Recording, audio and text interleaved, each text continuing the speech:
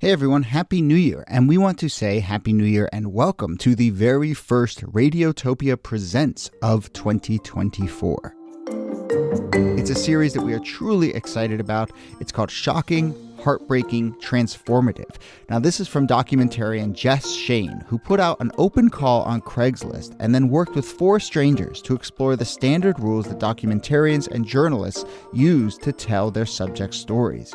So this series gets into all sorts of questions about what happens when people's real lives are collected, edited, and consumed.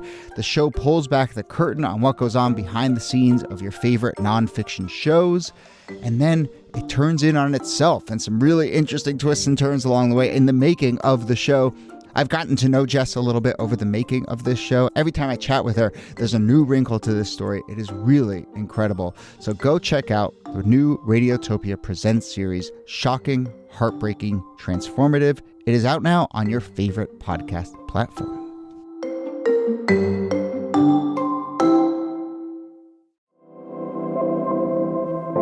Hello and welcome to This Day in Esoteric Political History from Radiotopia. My name is Jody Avergan. This day, January 14th, actually it was January 15th, 1976, Sara Jane Moore was sentenced to life in prison for the attempted assassination of President Gerald Ford.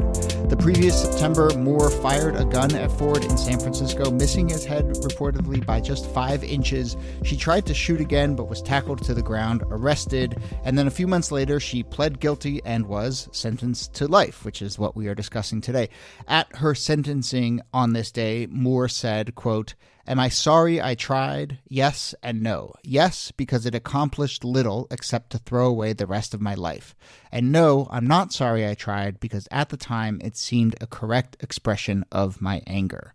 So here to discuss Sara Jane Moore, a fascinating character, I think a bit of a forgotten character, and, we'll discuss a little bit of what she saw as her expression of her anger. Here, as always, is Nicole Hemmer of Columbia. Hello, Nikki. Hello, Jody. Yeah, I'm actually kind of obsessed with Sara Jane Moore now after reading about her because I think that she is somewhat forgotten. She's fallen off our radar. Yeah, as have just kind of the Ford assassination attempt, not 1, but 2. I don't think there's that many people walking around keeping in mind that there were 2 very, very close assassination attempts on Gerald Ford.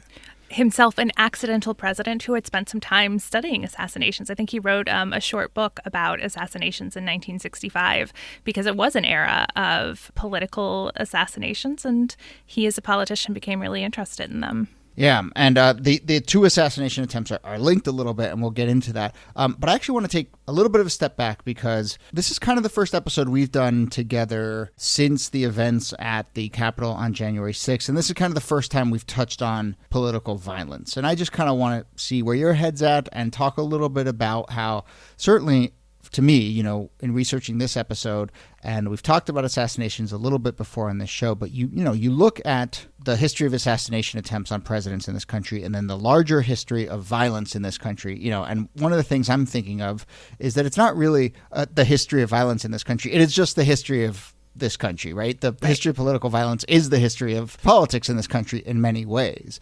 And so I don't know. I don't want to make too direct of a connection between a political assassination in the 70s and what we're seeing now, but certainly this is an era of political violence. Yeah, I do want to make a more direct link between the two because I think that one of the things that was so shocking about what happened at the Capitol and that made it so resonant is that unlike other moments of political violence in the past few years, this was an attack not just on a place, but on a symbol of American democracy and American nationhood. And I think for that reason, it hit people a little differently than even, say, something like Charlottesville in 2017. And so the reason that I think that presidential assassinations are perhaps an interesting topic to dive into now is because it's not just the murder of one person. It is the murder of the head of the country, and it is an attack on the country itself. Interesting. And certainly the more we read about what happened at the Capitol this year, there was a real chance of assassination, if you want to use that word, but, of the killing of political leaders. If they had, it seems as if the mob had encountered Mike Pence or Nancy Pelosi or Chuck Schumer, that was really part of the plot. And so we would put, so that would certainly be a connection there. I've been thinking a lot about how we've touched on it on this show. I talked about it a lot in 2016, this perpetual question of this era we're living in now, is this 1968? How does this compare and so forth? And one of the big sort of things we would return to was, well, it's not an era of assassinations. There have not. And that was such you talk to people who lived through that era, that was such a defining part of it. And, there's violence, there's protest, there's war, national tragedy, all those other things. But this drumbeat of political assassination is not there in this era. And now it feels like, well, maybe now we've tipped a little and we are starting to recognize that we're living in a moment of political violence in the way that we're describing. Yeah, I would also say that I've been thinking a lot more about the 1850s this week than I have in a very long time. Because, I think we talked on here about the caning on the floor of the Senate and that kind of way that violence begins to seep in to everyday expressions of politics and into the political process itself. And that is not to predict that 4 years from now, everyone is going to be gathering muskets and going to war with one another. But it is a moment that calls on us to pay attention to a lot of different moments in our nation's history, because I think that we've seen a lot of these dynamics before. And to add one more thought, because we could talk about this for a long time, but I do want to get to Sara Jane Moore. But one thing to keep in mind is, it is important to recognize moments in which there is violence, and then there is violence that is encouraged by our political leaders. And I think that's what we saw last week in D.C. I think that is a distinguishing factor, then we have to face that. And it is perhaps not a factor necessarily. It's in the early 70s when we're talking about this Ford assassination attempt. It was an era of political violence, but Sara Jane Moore was not encouraged by a political leader to take up arms and commit political violence. That's both my little soapbox and also my way of getting us back to Sara Jane Moore and her motivations. Good segue. What is your sense of, why Sara Jane Moore took a shot at Gerald Ford in San Francisco at the end of 1975? It's kind of the core question of this episode, and yet it's not one that has a particularly easy answer. Because if you go back and you look at her life is one of disruption and dissociation from a very early age. She disappears at some point when she's a kid from her family home for 3 days. Nobody ever knows where she went or what she experienced. At one point, she ships her 3 children to her parents and then disappears for years and years and years. So she's somebody who was constantly reinventing herself, putting her past behind her and starting anew. And one of those starting a new moments that she had in the 1970s was she starts to get involved in radical politics after the kidnapping of Patty Hearst by a radical group called the Symbionese Liberation Army. And Moore gets obsessed with this story. She starts working for Hearst's father on a poverty initiative that he launches. And through that initiative, she comes in contact with some of the many radical left-wing groups that were in San Francisco at the time.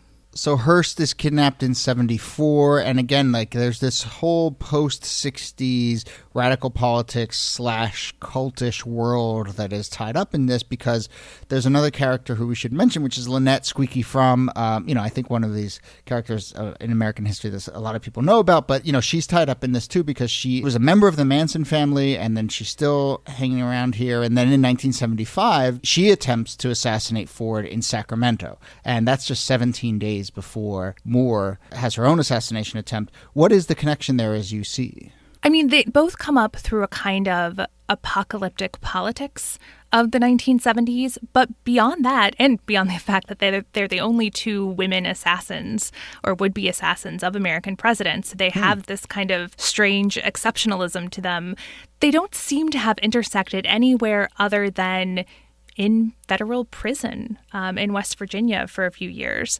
But other than that, it's more the context of the time they were in rather than a personal connection of any kind. Yeah. So during this assassination attempt, some of the details are fascinating here. I mean, Ford is in San Francisco. He's leaving. It's 3:30 p.m. He's leaving an address to the World Affairs Council. Sara Jane Moore is using a gun that she had bought that very same morning. And apparently, they find this out after the facts, but the sights on the gun were miscalibrated and it was 6 inches off. And she ends up missing Ford's head by 5 inches. So, it's just a fascinating detail. I think it's also, when you look at the history of assassination attempts, so many of them have to do with malfunctioning firearms. And, people pull a gun and then they're nervous, or the gun malfunctions, or there's some combination of those, or then they're quickly tackled to the ground. But I think, this was really, really close. It really was. There was a similar malfunction that actually stopped Squeaky from as well. When she raises the gun, she's not able to actually, she pulls the trigger, but a shot doesn't actually go off. And in this case, we should talk a little bit more about why Moore had the wrong gun, because she had a .44 in her possession the day before when she went out on a mission with the alcohol, tobacco, and firearms sector of the U.S. government, because she was an FBI informant. And so she was in close contact with the federal government, with these law enforcement agencies. And I can't remember if it was the FBI or the Secret Service. Both of them had met with her the day before because she was on their radar, and they took away her gun. And so the next morning she goes out and she gets another one. But the fact that this was somebody who was embedded in the machinery of federal law enforcement, who was an informant about these left-wing groups that she was a part of, is so fascinating to me. Yeah. And it was the day before, just to clarify, they met with her because they suspected her of potentially carrying something like this out. So, they had her as an informant, but then they also saw her as a possible assassin. Yeah. And which is, again, I guess if you think about informants as people who are deeply embedded in the worlds that are being investigated, right? Who are you going to pick? You're going to pick the real ones. Yeah. That's right. And she was somebody who actually, as an informant, got more embedded in left-wing politics. Wow. It wasn't something that she necessarily had a natural affinity for, but because she was embedded in that world for so long, she starts to think, well, hey, maybe they have a point. And then she starts to talk about, maybe I can call attention to their point by assassinating the president. Yeah. I want to sort of close the Moore story because I do have some sort of bigger questions that I want to ask you about that era. But, as you said, I think we both have come to find her a really fascinating character. She's in prison until 2007, when then at age 77, she is released on parole for 32 years. She's still alive. She is still alive. We should say that there was an exception to her prison sentence, and that's when she escaped in 1979. Right. But she fairly quickly got caught again. Squeaky Fromme, by the way, escapes as well in 1987. But yeah, she's still alive. She was interviewed on, I think, CNN or MSNBC just a few years ago. And it was so fascinating to watch this would-be presidential assassin talking about what she'd done, just kind of gabbing it up with a cable news anchor. It's not something you see a lot. And I do want to give a shout out to this really great book, which I immediately went and read because I, again, got super fascinated by this story. It's called Taking Aim at the President, The Remarkable Story of the Woman Who Shot at Gerald Ford, by Jerry Spieler. And Spieler had actually spent all those 30 years visiting Moore in prison. So she had gotten to know her over several decades before she investigated and wrote this book. Yeah. And there was also, listeners, if part of your brain is sort of pinging a little bit around this story, there was also a Radiolab episode a few years ago that took a different perspective on this. I think it was focused on the person who tackled Sara Jane Moore. So this has been told a little bit, but also I think a really kind of, as we've been discussing, a hidden story in many ways. And you mentioned in 2009 that Sara Jane Moore gave this interview, and I want to read a quote from that interview that she gave on NBC, because she says, this was a time, she's referring to, the mid-70s. This was a time that a lot of people don't remember. We had the Vietnam War. I became immersed in it. We felt as if the country needed to change, and the only way it was going to change was a violent revolution. And when I was reading that quote, Niki, it kind of struck me that, sometimes I have to remind myself that the Vietnam era went on a little longer than I sort of realize, right? And certainly the, anti-Vietnam movement, which I think of as so based in the, early 60s to late 60s, it extended all the way well into Ford's presidency. I think sometimes we just forget that Ford was left holding the bag and having to wind down Vietnam, and he was also caught up clearly in a lot of this very violent, very contentious conversation about our presence in Vietnam, when we tend to think of it as it's we don't remember that JFK is all the way at the beginning of the Vietnam era story, and we don't remember that Ford is all the way at the end. It's kind of my cursory sense of it. Yeah, I mean, and Ford is kind of an asterisk president, and you hear both Fromm and Moore talk about this, that one of the reasons they felt it was legitimate to take a shot at Ford was, well, he'd never been elected president because he had been appointed vice president by Richard Nixon and then ascended into office when Nixon resigned. And so there was a sense, not only the failures in Vietnam, but you have Watergate on top of that just society was coming apart at the seams. And there were a lot of groups out there who were looking to hasten that coming apart because they believed that needed to precede the building of something new. Yeah, and it makes me think that Ford, he's left holding post-Watergate and the end of the Vietnam era. And one of the major things he does is he pardons Nixon. And I suppose, to what you're describing, it probably makes a lot of people feel as if Ford is a continuation of all those bad times that America had been going through. And it makes you wonder that if he had done that sort of clean break, and again, echoes of now, if he had done that thing where there was retribution or accountability, perhaps it would have cast a different light over that era. Yes, if anyone wanted to draw lessons for contemporary events, Ford comes into office with fairly high ratings because he's seen as somebody who can kind of reset the presidency after Richard Nixon and Spiro Agnew had been forced to resign. But his approval ratings plummet once he pardons Richard Nixon because Americans felt that Richard Nixon needed to be held responsible for his crimes, and he wasn't. And that was a shadow not only over the Nixon presidency, but the Ford presidency as well. And by all accounts, it was done in the name of unity, in the name of moving on, in the name of all the things that we're hearing people talk about now. So we just want to heal. I honestly didn't realize this conversation was going to end up being about that. But yes, funny how history works, right? Yeah, isn't it? Yeah. Okay, let's leave it there with Sara Jane Moore. I do want to take a couple minutes though to just riff on a few other this day ons, because we have listeners have referred to it, but we have this big amazing doc that is mostly put together by our producer Jacob Feldman, and it has a bunch of dates and interesting things that have happened on that day, and all the suggestions that listeners send us go in there as well. And every once in a while you encounter a day that is just chock full of all sorts of fascinating things, and this is one of those days. We ended up choosing Sara Jane Moore, but let me just read a couple of these, and Niki, you can jump in as you see fit. But this was the day in 1741 that Benedict Arnold was born. This was the day in 1963 that George Wallace is inaugurated as Alabama governor. Do you have anything to say to either of those? Somebody who himself would face an assassin. Yes.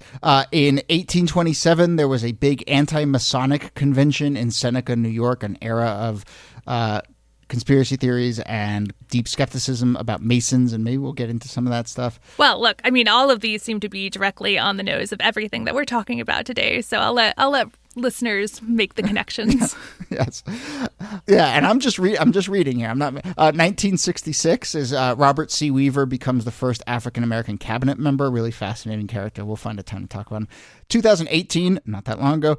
Do you remember this? I'd forgotten about this. The alert that was sent to cell phones in Hawaii, falsely warning of a ballistic missile threat. Man. Our phones are coming for us, man. I know. It's not good. That's not going to make the first 15 chapters of the Trump era. That there was a ballistic missile threat in Hawaii for a few hours. That was a pretty big one that I'd forgotten about. And on this day in 1870 was the first time a political cartoon symbolized the Democratic Party with a donkey. So one of those days. It's been with us ever since. And it has been with us ever since, yes. Okay, Nicole Hemmer, thanks to you as always. This was great. Thank you, Jody. This Day in Esoteric Political History is a proud member of Radiotopia from PRX, a network of independent, listener-supported, artist-owned podcasts. Our researcher and producer is Jacob Feldman. Our producer is Brittany Brown. Kala Nakua helps with our transcripts, which you can find at thisdaypod.com. Follow us on social media at thisdaypod on Twitter and Instagram. We're posting all sorts of stuff when we encounter days like today that have all sorts of interesting things that we can't talk about on the show. We post them on Twitter and Instagram. You can also leave a rating or review. Those really help on Apple Podcasts. Thanks to everyone who has reached out with comments and questions and potential topics. Email us thisdaypod@gmail.com. My name is Jody Avirgan. Thanks again for listening, and we'll see you soon.